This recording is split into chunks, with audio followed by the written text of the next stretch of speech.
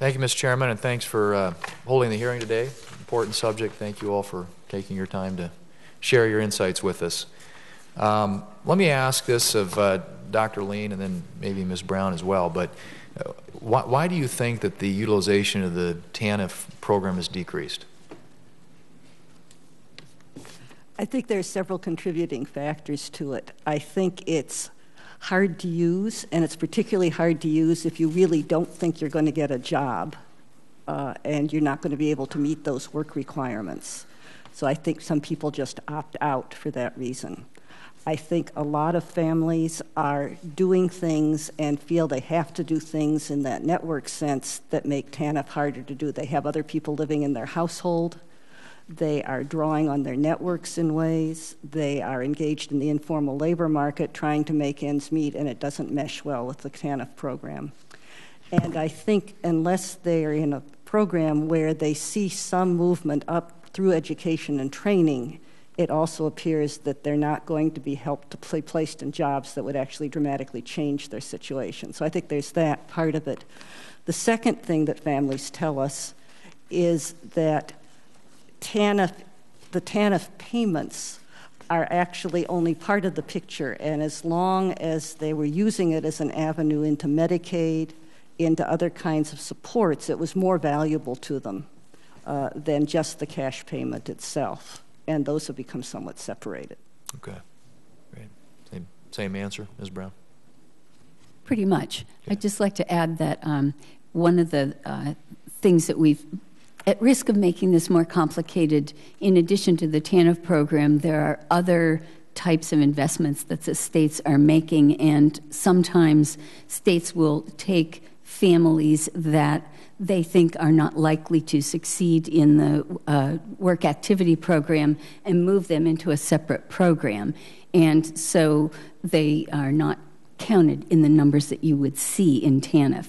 Now, in the very tight economic times, that becomes more and more difficult for the states. Yeah. And what reforms, if any, do you think Congress ought to make to TANF in order to ensure that that states are more proactive in assisting families as they prepare for and find jobs? I mean, are there things that we ought to be doing that we're not doing?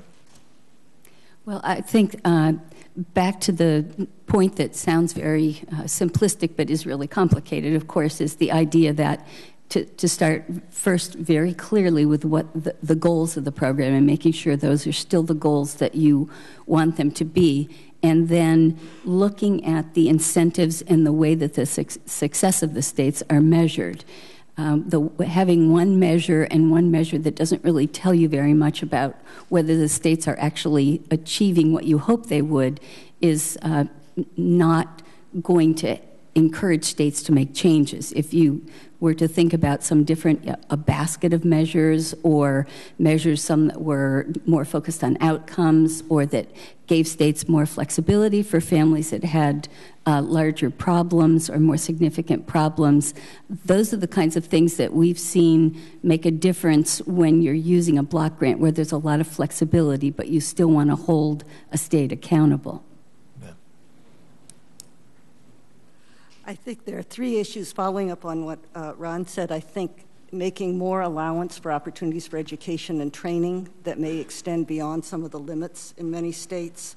I think looking at coordinated programs that would increase father involvement with families.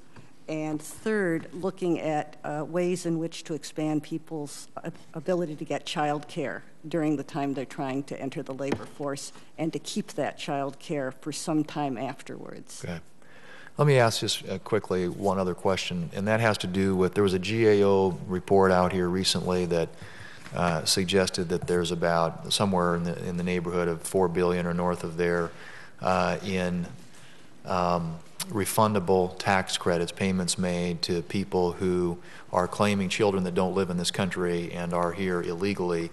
And there's some legislation which I'm co-sponsoring now that would require greater documentation to prove that you're here legally in order to benefit from that program.